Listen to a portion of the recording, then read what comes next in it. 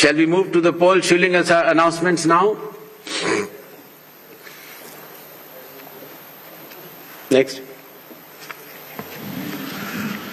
All 126 assembly constituencies for Assam, the polling shall be just in one phase, and the polling shall take place on 9th of April, Thursday, 2026.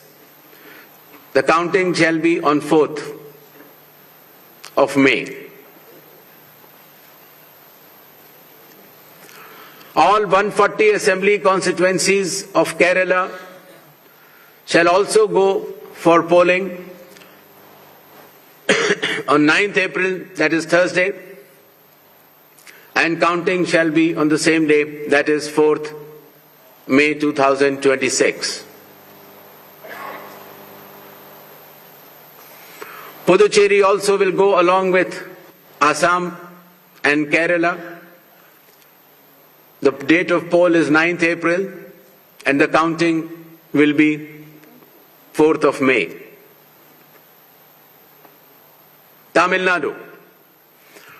Tamil Nadu, all 234 assembly constituencies will go for poll on 23rd of April in one phase, and the counting shall be on the same day for all the 5 states/UT, that is 4th of May 2026. West Bengal. West Bengal, the 294 assembly constituencies, the polling shall be held in 2 phases. In the first phase 152 and the second phase 142.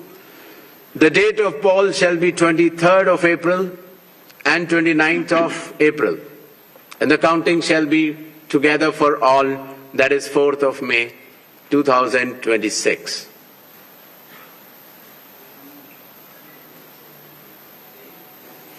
There will be 8 by-elections also, that is Goa, Gujarat, Karnataka, Maharashtra, Nagaland and Tripura. The name of the constituencies are mentioned here and the reasons, which will be circulated to you.